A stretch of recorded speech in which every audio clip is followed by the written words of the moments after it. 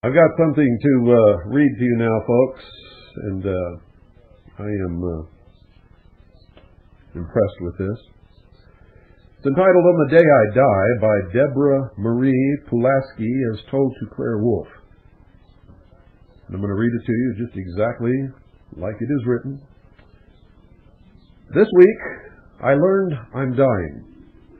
Of course, I've always known in the everyday human sense that I was going to die, but this week I learned I am going to die soon. In a year or so at most, I won't be on this planet. No more breathing, no more Zinfandel or chocolate cake, no hugs, no sorrows. I won't ever again have to worry whether there's a run in my stocking when I go to a meeting with the boss, or whether I remembered to send a birthday card to my best friend's husband. It's a peculiar thought, looking at my own death so close, but you know it isn't a bad thought, all things considered. I'm 53 years old. That isn't old. I might have had another 30 years if one little cell hadn't decided to start mutating out of control a while back. But 53 is old enough to have lived a good life. It's long enough to have become a full person, without all those who am I's and what do I want to do with my life that make youth so overrated. It's enough time to have loved both in the frantic, desperate way of being young and in the comfortable way of being an adult. That's been an amazing and a very happy transition. But I don't want to talk about love. I want to talk about freedom. Well, I guess that means I do want to talk about love, because I love freedom more than I love anything. Really, more than I ever loved my husband. Even more than I love my kids, and I think they'll understand and forgive me for saying so, even though that statement might require a little more explaining for strangers who might be reading this. I have to say it again. I love freedom more than I love anything. More than I ever loved anything. And that's what makes the thought of dying so bitter, and at the same time, so welcome. I guess that idea is going to take some explaining too. Claire, tell them about me. I've never been able to write or even talk all that well about things that matter to me, so you tell people what kind of person I am, make them understand. I've always been a political junkie. You know me. Like some women shop, I do politics. No, that isn't putting it right, not at all. I do politics. I guess I'd better say I used to do politics because I couldn't stand still and let them take away our world. You know the types who aren't happy unless they're running other people's lives. When I ran into a neighbor, coworker, or family member like that, I could just say, "Sayonara, baby," and avoid them. But the people who really got to me were the ones who wanted to make endless rules for the whole country, the whole world, and make everybody else obey them, just obey all the time. I swear, that these people don't even care what the particular rules are. They just like making and enforcing rules because. For the power. For the control. For their other powerful, controlling friends, so they can all feel important and be in charge. So I always had to try to stop these people, but there wasn't any stopping them. I found that out. God, I wish I were a writer like you, or a great orator, or a wizard about the law, or something like that. I wish I could have done something big during my life. But you know me, I was never anything but a little precinct worker, a drone, a little deputy voter registrar, doorbeller, meeting attender, envelope licker. One of those women you see in every campaign and every organization, never getting noticed and never particularly wanting to be. Just wanting to make the world freer, or at least keep a little bit of the world away from the people who want to make it less free. it was really kind of stupid looking back on it, because nearly all of the people who said they believed in freedom turned around and once they got in office acted exactly like the other guys. They didn't really want less government and more freedom. They just wanted to be the ones in control. But I just had to try, didn't I? Anyway, I did try just about all my life. God, that expression, just about all my life, has a different ring all of a sudden. It really has been just about all my life. Will be just about all my life. I wanted freedom so much.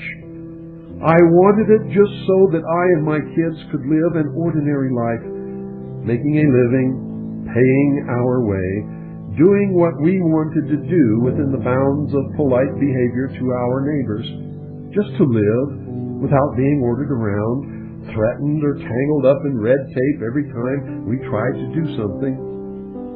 I didn't have any spectacular ambitions. I just wanted to be let alone to live a peaceful life. I have 2 daughters, you know.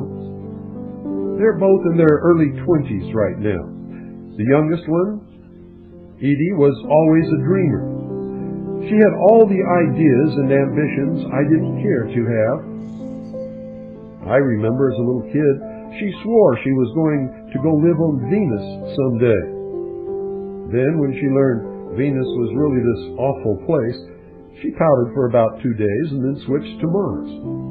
She figured we could colonize Mars. And I don't know whether that's realistic or not, but I always wanted to see Edie get the chance to try, if that's what she wanted to do.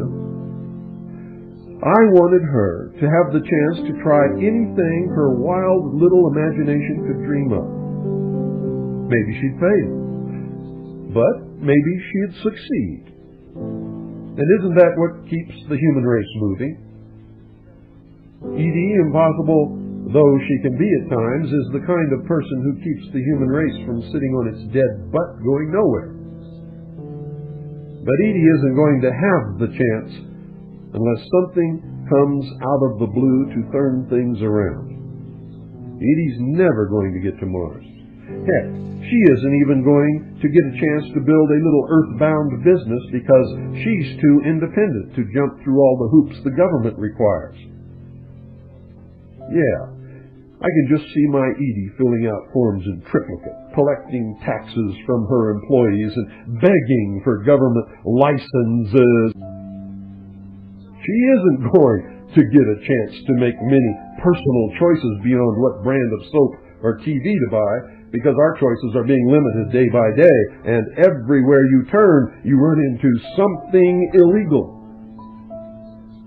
Maybe even something that was legal yesterday, but is illegal today, thanks to some regulation nobody ever heard of. She just won't put up with that, but I don't know what she'll do instead. I used to dream, as I worked on all those campaigns, that someday I'd win back the right for Edie to have the risky, but hope-filled future she craved. When I thought about dying someday, it was with regret that I might not live to see Edie go to Mars, or to accomplish whatever other big thing she wanted to do. But now I don't have any of those regrets, because it isn't going to happen. Even 3 years ago, I wouldn't have said that. I'd still have said, damn it, there's hope. Freedom is just common sense. We'll win. But some of the things that have happened in the last couple of years make that all different. No, don't say things that have happened. They didn't just happen. People in government did them to us on purpose. And in the last couple of years, they finally did what they'd been moving toward for a long time. They passed the laws that just plain make us slaves. They did it, and hardly anybody's even talking about it. That's what amazes me. For one thing, they passed a law that makes our driver's licenses into national ID cards. They're doing it right now while we sit here talking. A year or two after I'm gone, all you people who are left are all going to have to carry around cards with all your numbers and fingerprints and retinal scans and personal data coded on them. The law says so. You won't be able to cash a check or get a passport without supplying your biometric data to the government or the bank. I thought it was some big conspiracy story when I first heard it, but it's true, and it's happening. And where are all the people screaming to stop it? And they've now got this database that everybody who gets a job gets put into, some national database in some big stone building in Washington where they'll know where everybody works all the time. They said it was to track deadbeat dads. Yeah. Then why are they going to put Edie and my other daughter, Pat, and everybody else into it? Since when are they, or you, or I, deadbeat dads? Along these same lines, they've even got what they call pilot programs to make people get permission from the federal government before they can get jobs. Employers in these pilot programs have to get scanners to let the federal government check people's social security numbers before they can hire anybody. Isn't that just great? Some bureaucrat in the Social Security Administration or someplace else gets to decide whether you can work or not. And this other database, all your medical records are going to go into some other big stone building in Washington. That's going to be online about the time I go too. And the old bureaucrat who wants to look at them can see them. You can't, of course, but they can. All this stuff is real. It's not in some novel about the future or in some right-wingy pamphlet. It's the law. It's in America right now. They did it all in the last couple of years, mostly by sneaking a paragraph or a page into bigger laws when nobody was looking. And what's all this about? Is it really to help welfare moms or to keep illegal immigrants from taking other people's jobs?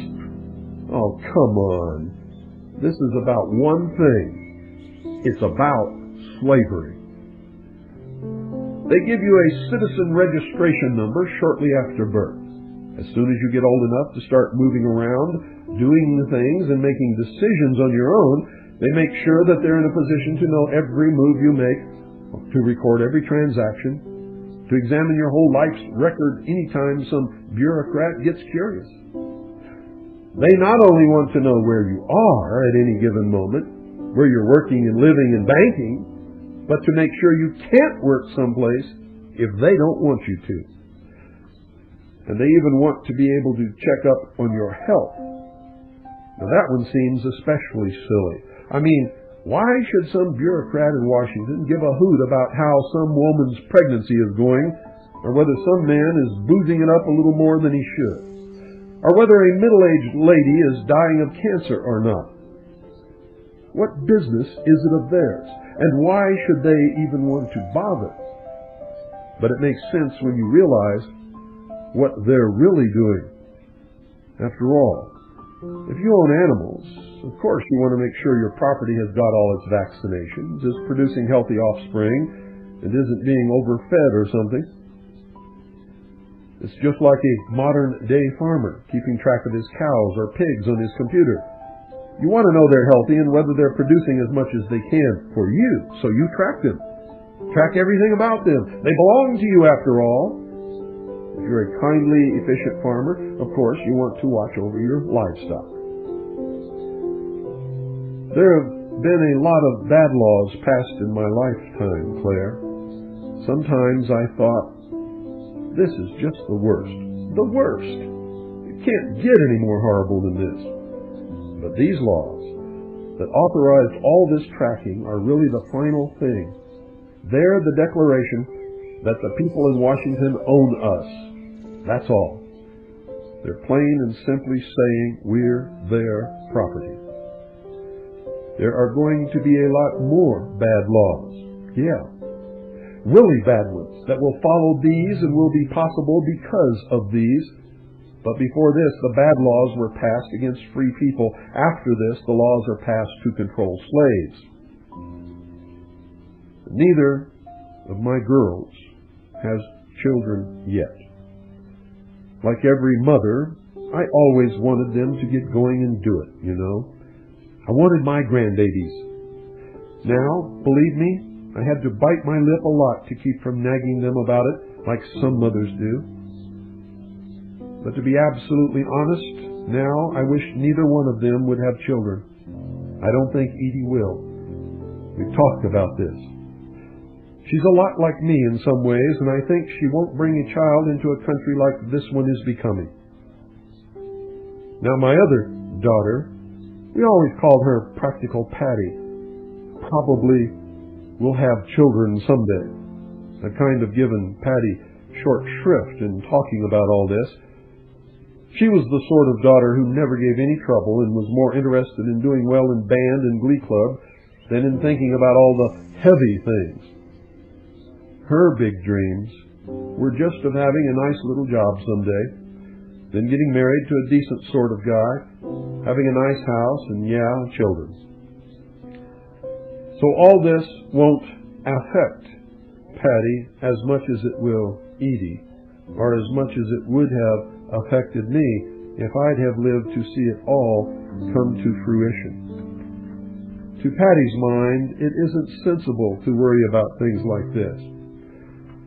So Patty will have children, and I can only hope that at least their lives will be comfortable if they can't be free. Maybe they'll be well-fed, well-cared-for little citizens, and maybe I should hope they turn out to be the kind of people who don't think or question too much. Because if they're the other kind like me or Edie, their lives will be miserable. The next step, after getting ownership of your slaves or cows, is to call out the ones that don't fit the mold, that make trouble, or that don't produce the way you want them to. If you aren't nice, the Social Security Administration can just lose your records. Or the healthcare people can just fiddle your medical history around so you look like a mental case. Then they can help you to death.